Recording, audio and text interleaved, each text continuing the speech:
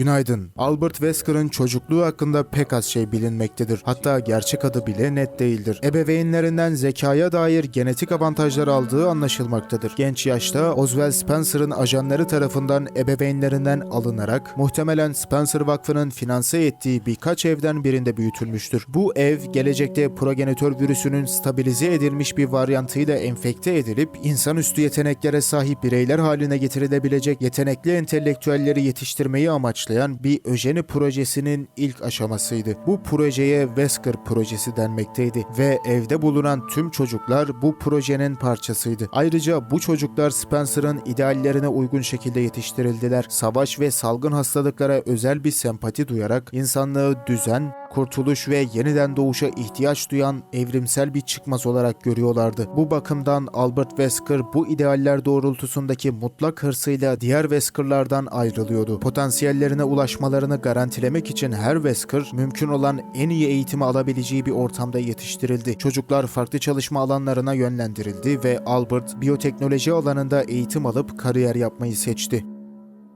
Spencer Vakfı tarafından umut vadeden bir çocuk olarak değerlendirilen Wesker, 1977 yılında Umbrella İlaç Şirketi tarafından işe alındı. Albert ve diğer dahi çocuklar için özel bir eğitim programı oluşturuldu. Umbrella tarafından işletilen yatılı okul olan Umbrella Yönetici Eğitim Merkezi'nde kendisine yer verildi ve bu çocuklara Umbrella'nın viral silah araştırmalarını ilerletmek için gerekli olan saldırgan ve insanlık dışı değerleri aşılamak üzere tasarlanmış bir müfredat uygulandı. 1978 yılında okulun müdür yardımcısı Albert Wesker ve William Birkin dışındaki diğer çocukları yetersiz olarak eleştirmişti. Umbrella İlaç Şirketi'nin kurucu ortaklarından ve tesis müdürü olan Dr. James Marcus ise Wesker ve Birkin'e özel ilgi gösteriyordu. Zamanla onların güvenini kazandı. Eğitim okulunda örtbas edilen bir dizi şirket skandalının ardından yıl sonunda okul kapatıldı. Ancak Wesker ve Birkin'e skandalın ardından iş teklif edildi. İkisi kıdemli araştırmacılar olarak yakındaki Arklay laboratuvarına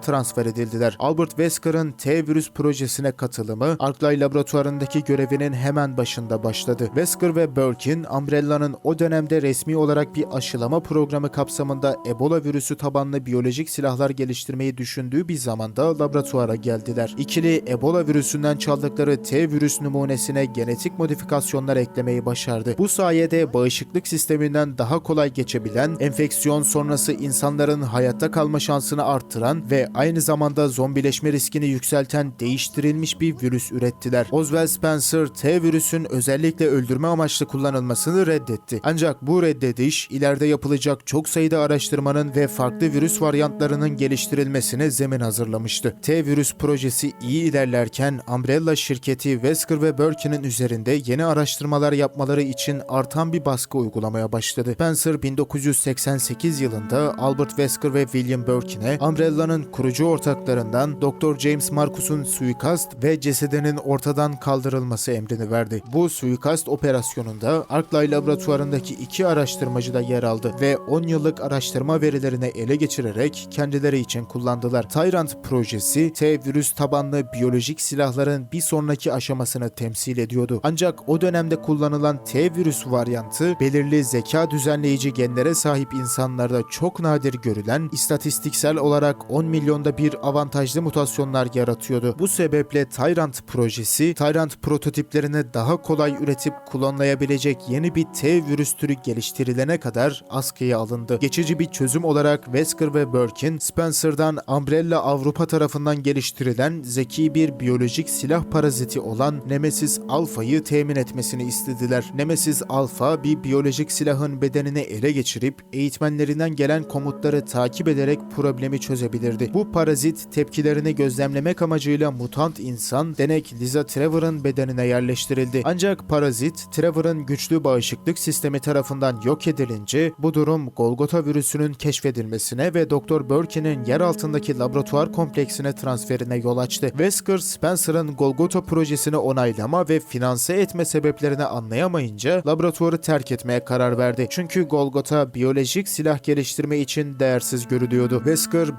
1990'lar boyunca eski Umbrella çalışanı olmasına rağmen farklı şirketlerde yeni işler bulmayı başarmıştı. 1991 yılında ABD ordusunda biyoteknoloji alanındaki uzmanlığını kullanarak mühendislik subayı olarak göreve başladı. Muhtemelen bu görev Pentagon'un yasa dışı biyolojik silah projelerinin yürütülmesiyle ilgiliydi. Ancak bu dönemde orduda neler yaptığı ve kariyerinin detayları bilinmemektedir.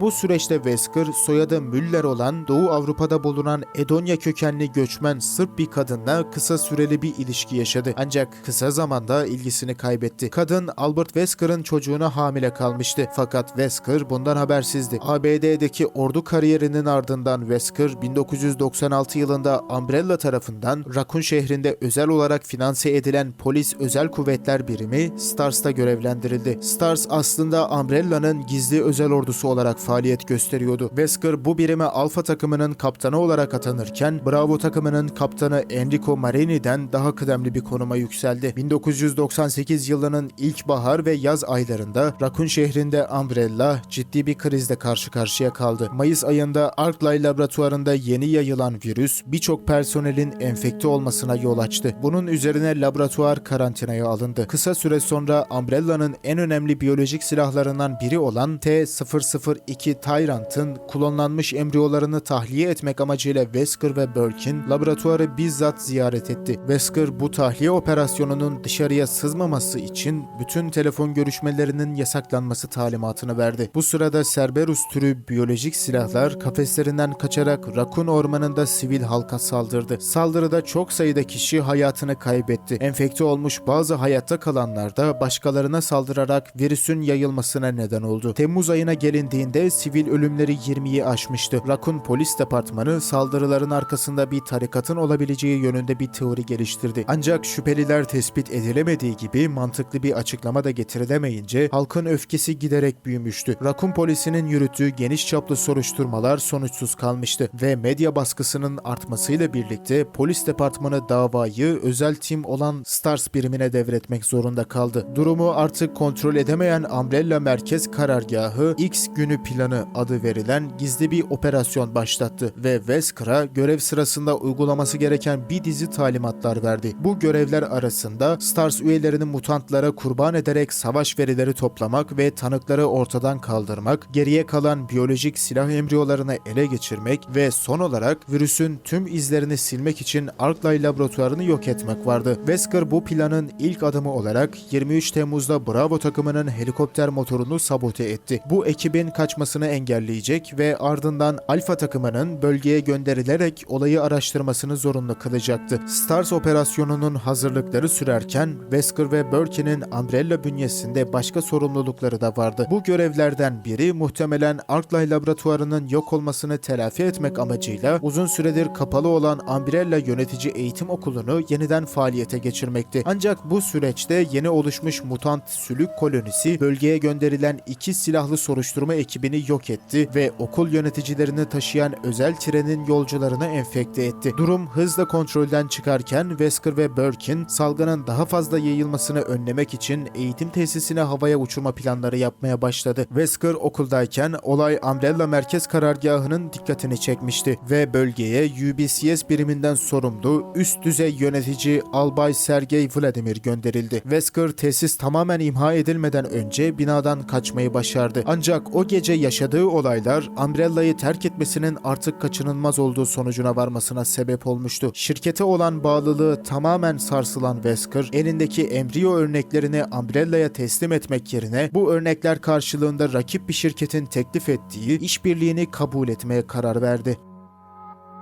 24 Temmuz akşamı Albert Wesker planladığı gibi Alfa takımını Arklay dağlarına götürdü. Ancak bu bir kurtarma operasyonundan çok kendi çıkarlarını korumaya yönelik gizli bir planın parçasıydı. Öte yandan takım arkadaşı Barry Burton'ı da kendi amaçları doğrultusunda kullanmaya başlamıştı. Barry'i ailesini öldürmekle tehdit ederek Spencer malikanesindeki laboratuvarda bulunan T virüsü ile ilgili delilleri yok etmesinde yardım etmesi için zorladı. Wesker ve ekibi Raccoon Polis Departmanı'nın pilotu Kevin Doyle'nin cesedinin bulunduğu Bravo takımının helikopterine ulaştıklarında aniden genetiği değiştirilmiş bir köpek sürüsünün saldırısına uğradılar. Bu korkunç saldırı sırasında Joseph Forrest hayatını kaybetti. Helikopter pilotu Brad Vickers ise paniğe kapılarak kaçtı. Hayatta kalanlar can havliyle yakınlardaki Spencer malikanesine sığınmak zorunda kaldılar. Malikaneye girdiklerinde Wesker ekibi bilinçli şekilde parçalara ayırdı ve kendi gizli görevine devam etti. Gece boyunca Bravo takımının kaptanı Enrico Marini'nin hala hayatta olduğunu ve Umbrella'ya karşı ciddi kanıtlara sahip olduğunu öğrendi. Enrico'nun bu bilgileri ortaya çıkarmasını engellemek isteyen Wesker onu yeraltı tünellerinde öldürdü. Wesker, Spencer malikanesinin altındaki gizli laboratuvarda hayatta kalan Stars üyelerini ortadan kaldırmak için Tyrant'ı uyandırmaya yönelik hazırlıklara başladı. Ancak bu planını uygulamaya geçirmeden hemen önce kendisine özel olarak hazırlanmış mutant bir virüs enjekte etti. Bu virüs yalnızca hayatta kalmakla kalmayıp vücuduna olağanüstü yenilenme özellikleri kazandıracak şekilde tasarlanmıştı. Tam bu sırada Stars üyeleri laboratuvara ulaşıp Wesker'ı köşeye sıkıştırmıştı. Baskı altında kalan Wesker, Umbrella'daki gizli komplonun bir parçası olduğunu itiraf etti ve ardından Tyrant'a dönerek saldırı emri verdi. Ancak işler planladığı gibi gitmemişti. T-002 kodlu Tyrant, Wesker'ı bir hedef olarak algılamıştı. Bu nedenle göğsüne ölümcül bir darbe indirdi. Wesker ağır yaralanmıştı. Fakat kısa süre içinde virüs vücudunda etkisini göstermeye başladı. Hücreleri hızla yenilenen Wesker, kısa sürede mutasyona uğrayarak olağanüstü fiziksel yetenekler kazandı. Kendine geldiğinde yerde yatıyordu. Yalnızdı. İşler onun için hala yolunda gitmiyordu. Malikanedeki imha sistemi erken aktive edilmişti. Bilgisayar erişimi ise Red Queen yapay zekası ve Albay Sergey Vladimir tarafından kısıtlanmıştı. Bu nedenle Wesker, laboratuvardaki biyoorganik silah embriyolarını ya da rakip şirkete iletilecek önemli verileri kurtaramamıştı. Malikane yıkılırken Wesker ölümcül bir başka tehditle Liza Trevor'la karşı karşıya geldi. Aralarındaki mücadeleden yalnızca gelişmiş hızı sayesinde sağ kurtulabilmişti. Herkes onun öldüğünü sanarken Wesker sessizce ortadan kayboldu. Numuneleri ele geçirememişti ama kendisini ölü bilen Umbrella ve Stars'ın gözünden uzak şekilde yeni bir başlangıç yapmak için uygun zamanı beklemeye başladı ve çok geçmeden başka bir şirkette yeniden iş buldu. Ölümünü tüm dünyaya inandırmayı başaran Wesker, hayatta olduğu gerçeğini gizli tutmaya devam etti. Kamuoyunun karşısına çıkmaktan kaçınıyor, perde arkasından hareket etmeyi tercih ediyordu. Bu süreçte Umbrella'nın rakip şirketleriyle bağlantılar kurdu ve onlar adına çalışan casuslarla temasa geçti. Bu şirketlerden biri olan ve yüksek seviyede biyolojik silah operasyonları yürüten HCF adlı örgüt, Dr. William Birkin'in geliştirdiği G virüsünü ele geçirmek için harekete geçtiğinde Wesker bu planın koordinasyonunda kilit rol oynuyordu. Gizliliği korumak amacıyla HCF adına çalışan casuslarla doğrudan temasa girmek yerine Wesker aracı bir pozisyonda kalmıştı. Apple Inn adlı otelde bulunan bir irtibat görevlisi bu operasyonda kilit bir bağlantı noktasıydı. Ancak T virüsünün Raccoon City'de kontrolden çıkması ve hızla yayılması bu görevi tehlikeye sokmuştu. Salgın nedeniyle irtibat görevlisi enfekte olacağını anladığında zombiye dönüşmemek için kendi hayatına son verdi. Bu gelişme üzerine Wesker uzaktan erişim sağlayan bir bilgisayar bağlantısıyla görevi devraldı. Aynı kanal üzerinden Ada Wong ile bağlantı kurdu ve 1 Ekim günü yapılacak olan buluşmayı beklemeye başladı. O andan itibaren gelişmelerin seyrini uzaktan fakat dikkatle yönlendirdi. G virüsü örneğinin başarıyla ele geçirildiğini doğrulayan Wesker, Ada Wong'u Umbrella'ya ait bir helikoptere yönlendirdi. Bu helikopterde Albay Sergey Vladimir ile birlikte bir Umbrella yöneticisi yer alıyordu. G virüsünün artık elinde olmasıyla Wesker bağlı bulunduğu örgüt olan HCF'yi daha da agresif operasyonlarla görevlendirdi. Bu grup Umbrella'nın çeşitli tesislerine baskınlar düzenleyerek veri ve biyolojik silah örneklerini ele geçirme görevini üstlendi. Bu operasyonlardan biri Aralık 1998'de Rockford adasına düzenlenen saldırıydı. Wesker geçmişte Alexia Ashford'un T. Veronica virüsü üzerinde yaptığı deneyleri hatırlayarak adayı olası bir örnek kaynağı olarak değerlendirmişti. Ana saldırıdan hemen önce adaya sızan sabotaj timi askeri eğitim tesislerine patlayıcılar yerleştirdi. Patlamaların etkisiyle T virüs etrafa yayıldı ve adadaki birçok biyolojik silah serbest kaldı. Hemen ardından HCF'ye ait bir bombardıman uçağı adanın altyapısının büyük bir bölümünü yok etti. Bu yıkım T. Veronica virüsüyle ilgili örneklerin kurtarılması için uygun koşulları yaratmıştı. Ardından Wesker'ın doğrudan komuta ettiği özel ekipler virüs örneklerini aramak üzere adaya gönderildi. Ancak tüm aramalara rağmen herhangi bir T. Veronica Veronica örneği bulunamadı. Bunun yerine Wesker, Claire Redfield'ın Umbrella tarafından yakalanarak adadaki bir toplama kampında tutulduğunu öğrendi. Bu bilgi, Chris Redfield'ın kardeşini kurtarmak için adaya geleceğinin büyük bir belirtisiydi. Wesker hem Claire'ı hem de Chris'i ortadan kaldırmak için çeşitli girişimlerde bulundu. Ancak her iki durumda da planları karşılaştığı beklenmedik müdahaleler nedeniyle başarısız oldu. Kısa bir süre sonra ise beklenmedik bir haber aldı. Alexia Ashford hayattaydı ve Umbrella'nın Antarktika üssünde T. Veronica virüsünü halen taşıyordu. Bu bilgi üzerine adadan ayrılarak gizlice bir denizaltına bindi ve Antarktika'ya doğru yola çıktı. Antarktika üssü Rockford adasından kaçan mültecilerin buraya sığınmasının ardından T virüsü salgınıyla harabeye dönmüştü. Ancak Wesker ve ekibi tüm tehlikelere rağmen üsse ulaşmayı başardı. Bir denizaltı bölmesinden içeri girerek tesisin alt kısımlarına sızdılar. Wesker yer altında bulunan malikane benzeri yapıya ulaştığında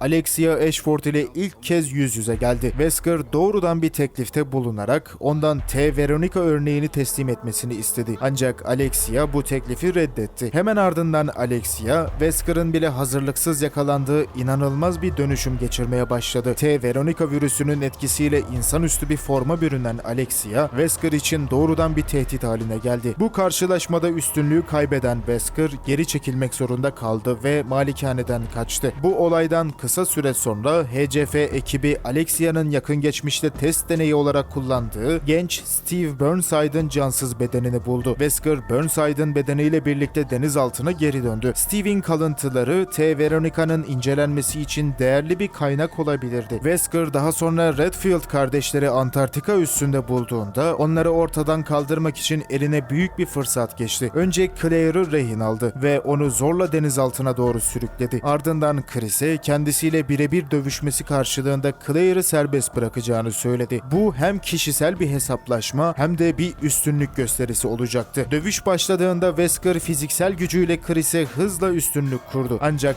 Chris çevresini kullanarak bir hamle yaptı ve Wesker'ın üzerine dev metal kirişleri fırlatarak onu geçici olarak alt etmeyi başardı. Tesisin kendini yok etmesine sadece dakikalar kalmıştı ve yangının etkisiyle Wesker'ın derisi ciddi şekilde yanmıştı. Bu noktada savaşmaya devam etmenin gereksiz olduğunu anlayan Wesker pes etti ve kalan gücüyle denizaltına doğru yola çıktı. Geride alevler içinde kalan bir tesis, yanmakta olan bir geçmiş ve hala tamamlanmamış bir intikam bıraktı.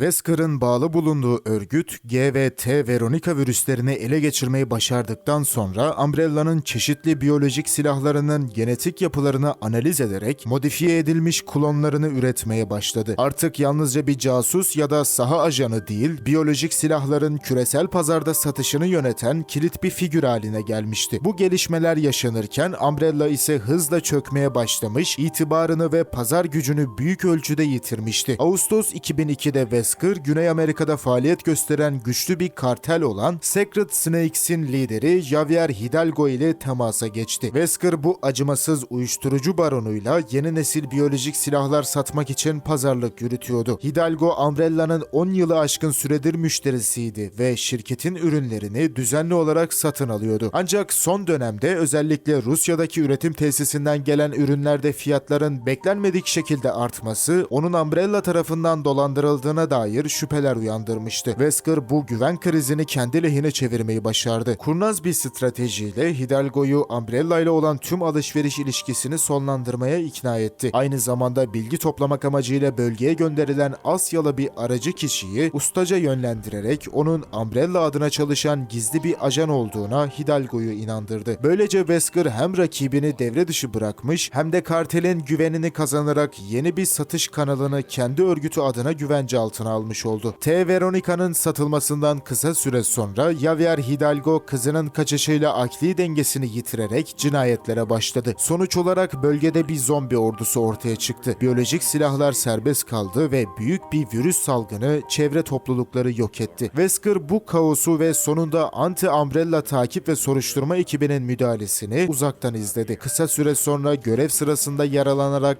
emekli edilen Amerikalı asker Jack Krauser, Wesker'ın izini izini sürdü. Wesker onun sahte ölümünü ayarladı ve Krauser'ı sadık bir ajan olarak örgüte kazandırdı. 2003 başlarında Wesker, Kafkasya'da Umbrella'ya ait gizli bir Rus üssünde olağan dışı biyolojik olaylar yaşandığını öğrendi. Bu bölgeye daha önce Albay Vladimir'in Spencer konağına gelmesinden hemen önce ele geçirdiği UMF-013 süper bilgisayarını bulmak için gitti. Yakındaki bir köyde üssün virüs nedeniyle düştüğünü ve gizlenen Hunter Delta türü biyolojik silahların serbest kaldığını keşfetti. Bilgi ararken bölgede görev yapan Chris Redfield ve Jill Valentine ile karşılaştı. Onları öldürmek için vakit harcamadı. Verileri ele geçirdi ve bölgeyi sessizce terk etti. Salgının neredeyse tüm üsse yayılmasının ardından Wesker, Umbrella'nın tesisine ulaşmıştı. Burada hala enfekte olmamış nadir kişilerden biri olan Albay Vladimir ile karşılaştı. Vladimir'in korumaları olan Ivan Kod adlı biyosilahlar tarafından yolu kesildi. İlerleyebilmek için bu ölümcül korumaları etkisiz hale getirmek zorundaydı. Kontrol merkezine vardığında Albay Vladimir, Chris Redfield ve Jill Valentine'ın T-Alos isimli ileri seviye bir biyolojik silaha karşı verdikleri mücadeleyi ekranlardan izliyordu. Bu ölümcül çatışmadan geri durmak yerine Vladimir kendi bedenini Wesker'a karşı üstün kılabilecek mükemmel bir T-virüs varyantıyla enfekte etmeyi tercih etti. Ancak bu çılgınca kararına rağmen karşılaşma onun yenilgisiyle sonuçlandı. Wesker, Umbrella arşivleri olarak bilinen UMF-013 süper bilgisayarındaki tüm verileri indirerek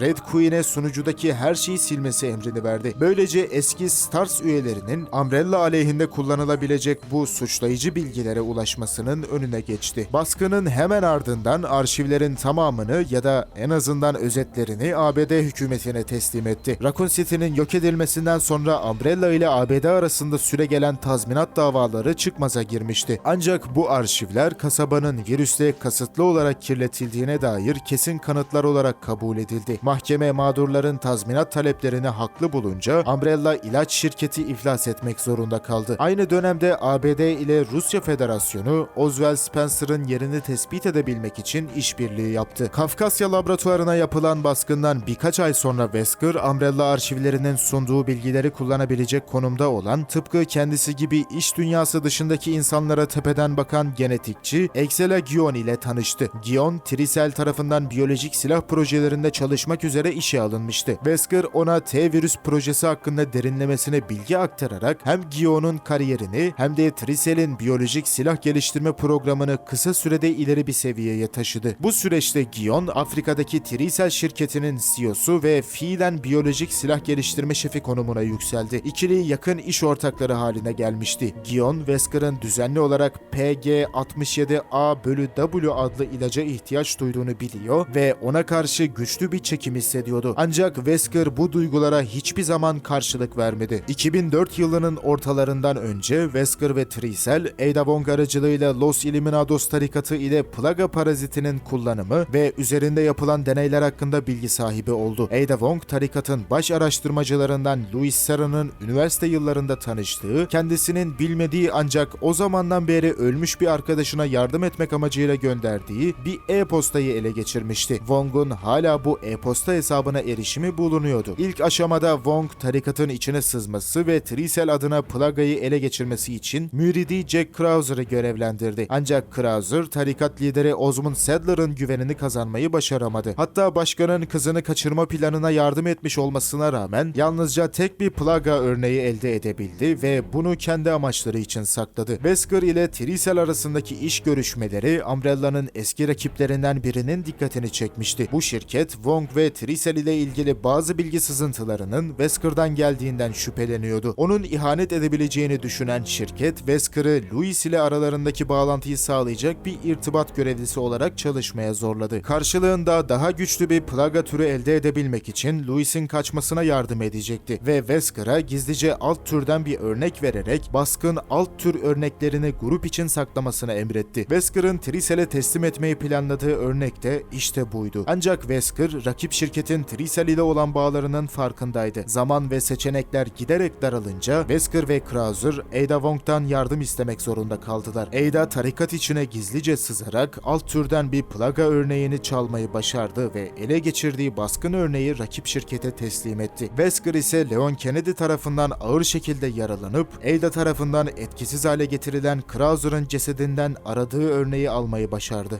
2006'da Wesker, Excella Gion ile birlikte Ricardo Irving aracılığıyla geniş çaplı bir ticaret ağı kurdu. Bu ağ sayesinde plaga araştırmalarından elde edilen yan ürün biyolojik silahlar dünya çapında satılıyor, elde edilen karlar ise iz bırakmadan yeni projelerin finansmanına aktarılıyordu. Aynı dönemde Umbrella'nın kurucularının progenitör virüsünü bulduğu Afrika'daki mağaralarda devasa bir Ar-Ge tesisi inşa edilmişti. Bu durum Umbrella çalışanlarının progenitör hakkında yıllardır bilgi sahibi olduklarını açıkça gösteriyordu. Bu faaliyetler ölmek üzere olan Oswald Spencer'ın dikkatini çekti. Spencer, Ricardo'yu aracı kullanarak Wesker'ı malikanesine çağırdı ve burada ona uzun süredir cevabını aradığı gerçeği, proje Wesker'ın varlığını açıkladı. Bu proje biyolojik silah üretiminden çok üstün insan ırkı yaratmaya yönelik bir öjenik programıydı. Artık Spencer'a ihtiyacı kalmadığını anlayan Wesker tek bir hamleyle elini Spencer'ın göğsüne bir bıçak gibi sapladı ve onu öldürdü. Tam o sırada BSAA ajanları Chris Redfield ve Jill Valentine Spencer'ı tutuklamak için malikaneye ulaşmıştı. Çıkan çatışmada Wesker ve Jill bir pencereden düşerek uçurumun kenarına sürüklendiler. Atlantik Okyanusu'na atlayarak hayatta kalmayı başaran Wesker, baygın haldeki Jill Valentine'ı yanında taşırken geçmişteki çatışmalarını ve artık gizlenemeyecek olan gerçek kimliğini düşündü. Bu noktadan sonra dünyayı BSAA gibi örgütlerden temizlemeyi ve seçilmiş genetik özelliklere sahip insanları insanüstü varlıklara dönüştürmeyi hedefleyen Ouroboros projesinin temellerini attı. Valentine sonraki 2 yıl boyunca Tricell'in gizli tesisinde soğuk uykuya yatırılan binlerce denekten biri oldu. Fakat yapılan testler vücudunda T virüsüne karşı antikorlar bulunduğunu gösteriyordu. Bu sonuç onu zayıf bir denek haline getirse de Wesker onu öldürmek yerine farklı bir amaç için kullanmaya karar verdi. Valentine'ı kontrol altında tutmak için düzenli olarak ilaçlar enjekte etti ve sonunda onu kendi iradesine bağlı bir ajan haline getirdi. Tricell tesisindeki çalışmalar Ouroboros virüsünü troposfere salmak için tasarlanan füzelerin üretimiyle birlikte 2 yıl boyunca devam etti. Wesker gizlice satın aldığı bir bombardıman uçağıyla virüsü insanlığa yayarak onlara ölüm getirmeyi planlıyordu. Excella Gion'la birlikte tesiste sıkı bir kontrol uyguladı. Hatta Ouroboros araştırmasının son aşamasında görevli personeli infaz ettirse de bilgi sızıntılarını engelleyemedi. BSAA Ouroboros projesi ve kıyamet planına dair söylentiler aldı. Fakat bunları kanıtlayamamıştı. Mart 2009'da BSAA, biyolojik silah dernekleriyle bağlantılı isyanlarda rol oynayan Ricardo'yu tutuklamak için Chris Redfield ve Sheva Alamor'u Kijuju'ya gönderdi. İkilinin Ricardo'yu öldürmesinin ardından topladıkları bilgiler onları bir mağaraya götürmüştü. Burada Wesker, Gion ve Jill Valentine'la karşılaştılar. Wesker ve Gion planlarını sürdürmekte kararlı bir şekilde bombardıman uçağının bulunduğu taşıyıcıya yöneldi. Ancak BSAA ajanlarının da gemiye sızması üzerine Wesker dikkatleri dağıtmak için Gion'u Ouroboros ile enfekte ederek devasa bir canavara dönüştürdü. Chris ve Sheva Wesker'ın PG-67A/W adlı ilaca bağımlı olduğunu öğrendikten sonra bombardıman uçağının fırlatma hazırlıkları sırasında Wesker'a aşırı dozda ilaç enjekte ettiler. Wesker zayıflamış olsa da hala tehlikeliydi. Her şeye rağmen uçak gemisinden havalanmayı başarmış ve bombardıman uçağında Chris Redfield'la Sheva Alamor'la amansız bir mücadeleye girmişti. Çatışma sırasında arka kapak açıldığında dışarı çekilmiş, Sheva'yı da yanına sürüklemeye çalışmış ancak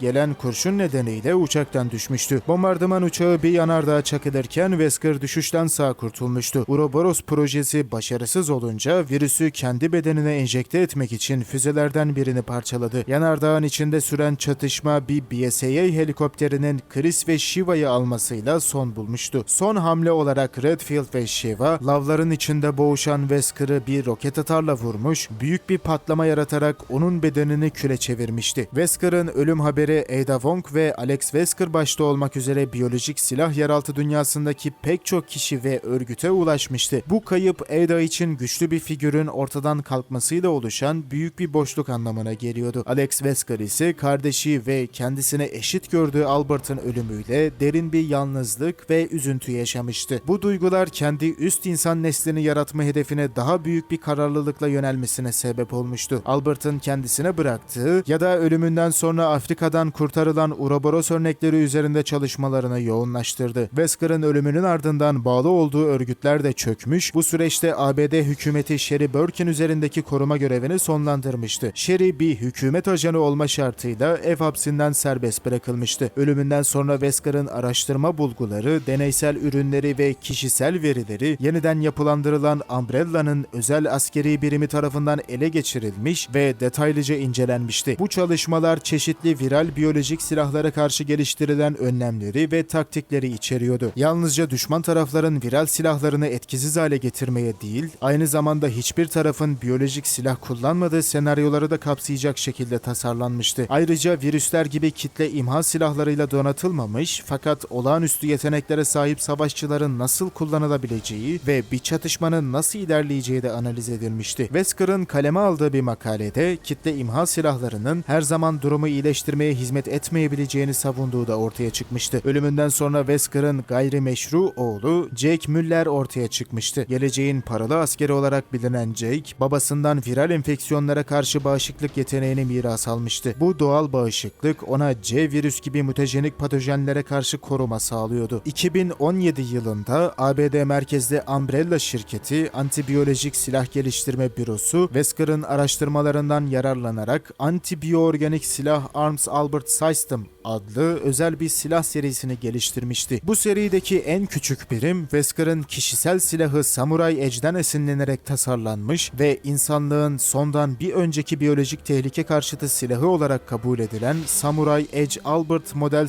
01 tabancası olmuştu. Serinin bir diğer önemli ürünü ise 12 kalibrelik otomatik av tüfeği Thor's Hammer Albert Model 02 idi. Umbrella bu silahları BSAA gibi biyolojik tehditlere karşı mücadele eden birimlere test amaçlı tedarik edebilmek için seri üretim tabanlı geliştirme sürecine girdi. Bu çalışmalar eski Umbrella'nın karanlık mirasının büyük bir kısmını yeniden gün yüzüne çıkararak bilim insanları üzerinde derin bir etki bırakmıştı. Wesker'ın ölümünden önce ise HCF grubu 2000'li yıllarda Connections ile işbirliği yaparak E-tipi kalıbın yaratılmasında rol oynamıştı. Bu kalıp yapay olarak üretilmiş biyolojik bir silah olan Evelyn E001 üzerine aşılanmıştı. Family. Then I don't need you anymore.